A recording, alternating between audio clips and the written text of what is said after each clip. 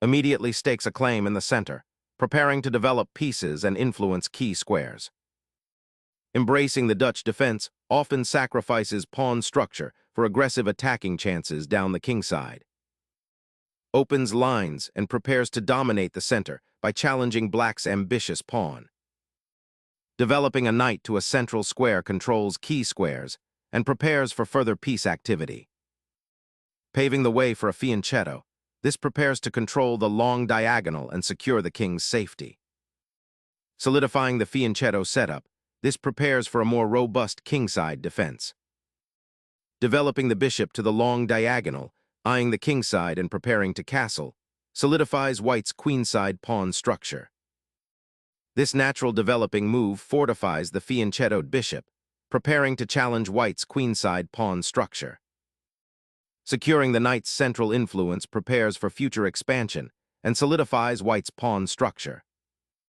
Securing the monarch immediately offers a significant psychological and defensive advantage, allowing for future peace development without immediate king-related anxieties.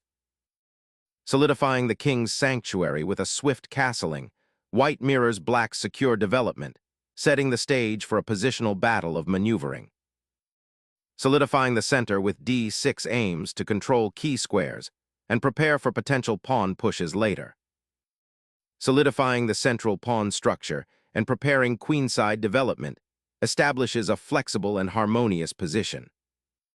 Reinforcing the center and preparing for a pawn push forward, this knight establishes a solid presence. Sealing off the center, white grabs crucial space, potentially trapping black's pieces.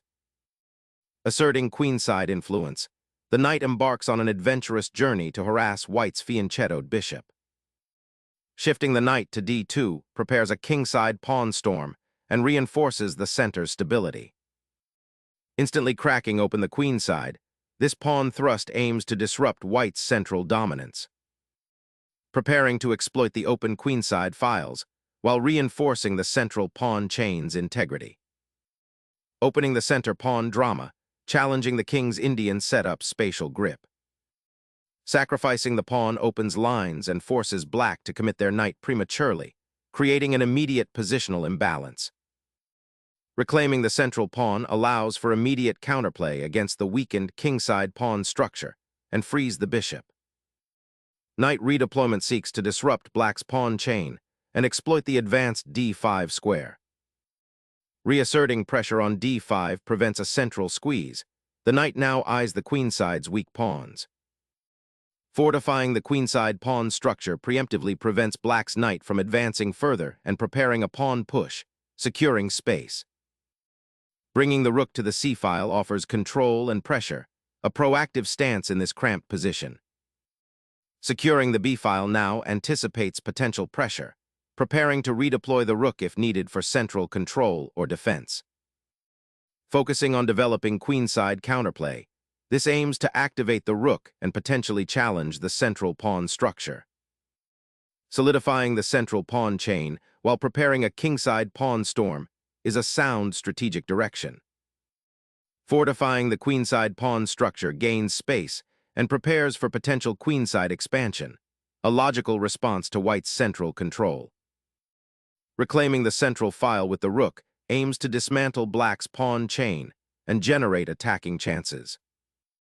Repositioning the knight to a more active square allows for improved central influence and prepares for future pawn breaks. Solidifying the queenside pawn structure offers white a robust defense against black's central push. Sacrificing the knight to create an open c-file and attack the white queen opens fascinating tactical possibilities. Opening the c-file with this pawn thrust sacrifices material for crucial queenside activity and increased pressure against black's king. Shifting the bishop to the queenside aims to contest the open c-file and prepare for pawn advances. Developing the bishop to an active diagonal now prepares for potential central breakthroughs and improves the piece's influence. Black aggressively challenges white's central pawn structure, aiming to disrupt positional harmony and open attacking lines. Targeting the open file, the rook endeavors to disrupt black's king safety and create attacking prospects. Challenging white's central pawn structure, black opens a dynamic diagonal for their bishop and aims to disrupt white's queenside coordination. Gaining the queen a commanding outpost on b3 solidifies central influence and sets sights on black's queenside structure. Unlocking the c-file for relentless pressure, this capture initiates an aggressive sequence, aiming to dismantle white's king's safety by exposing crucial squares. Repositioning the bishop to this diagonal unlocks attacking potential against black's queenside pawn structure. Seizing an open diagonal, the bishop eyes weaknesses across the board. Reclaiming the initiative, white repositions the queen to defend the vulnerable pawn and prepare for future action. Targeting the queen on the queenside opens critical diagonals for the bishop. Liberating the knight to harass the queenside pawns, preparing for eventual central breakthrough. Introducing complications, black aims to exploit the exposed white king and active queenside pieces. Controlling the semi-open c-file now seems paramount after that queen maneuver. A surprising knight jump, aiming to disrupt white's queenside coordination and potentially raid the d3 square. Repositioning the bishop clears the path for the rook, aiming to exploit the now open c-file and challenge the enemy queen. Shifting the monarch to safety, the king steps out of the diagonal's shadow and prepares for potential pawn storms. Repositioning the knight to a more active square, aiming to exploit the central weakness and potentially threaten the black king. Suddenly, the queen trade simplifies the board, though it leaves black's king exposed on the king side. The knight now occupies a central outpost, a powerful dominion for future maneuvers.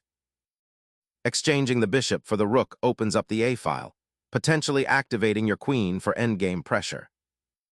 Exchanging a piece to simplify and reduce black's attacking pressure on white's vulnerable king. Reclaiming the bishop activates this piece and attempts to disrupt white's centralized king. Restoring the rook to an active central file after a forced exchange aims to pressure the pinned bishop. This maneuver repositions the bishop, aiming to contest the open d-file and disrupt white's queenside activity. Reclaiming the open file with the rook aims to dislodge black's bishop and centralize white's last active piece.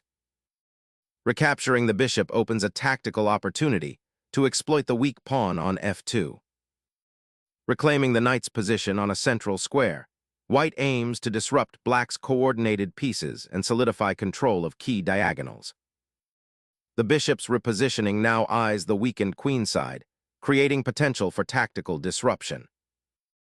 Seeking to exploit the potentially isolated king, this knight advances, aiming to disrupt black's pawn structure and activate white's pieces.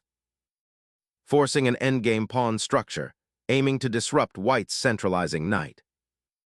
Seizing control of the d-file with the knight after the bishop's sacrifice creates significant positional pressure. Propping up the g-pawn with the king allows the bishop to potentially find an active diagonal. The king, now less exposed, aims to solidify its defensive structure behind the pawn shield.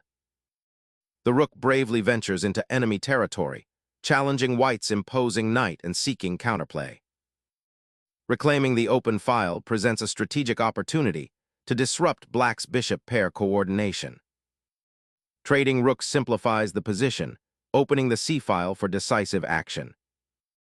Seizing the open file now crystallizes a decisive material advantage, leading directly into a winning endgame. Gambiting a pawn now aims to activate the rook and create counterplay on the queen's side. Unlocking the queen's side by activating the bishop to threaten the d6 pawn.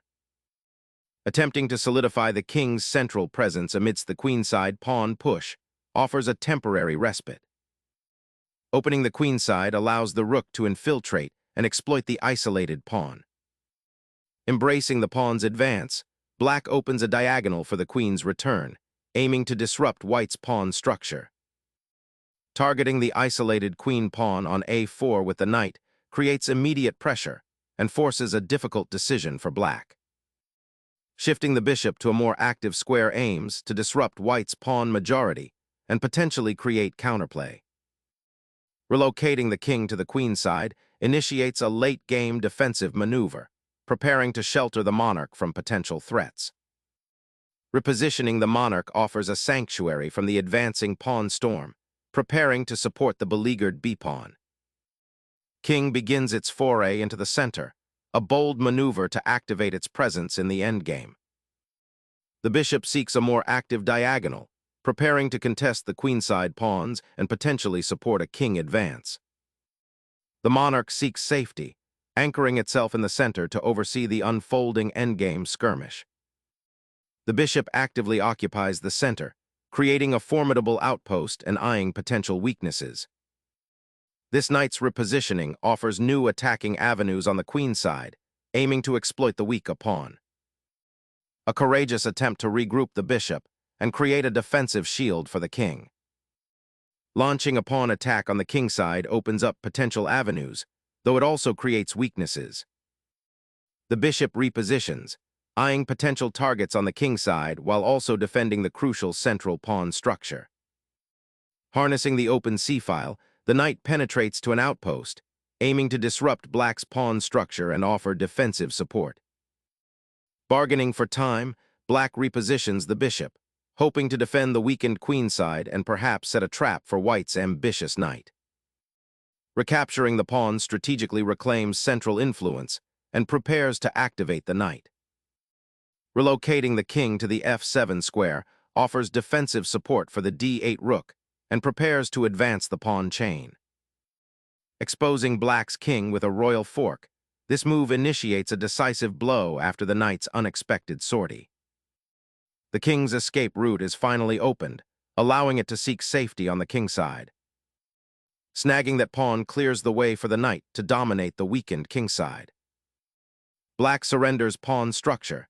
The king is now dangerously exposed to white's predatory knight.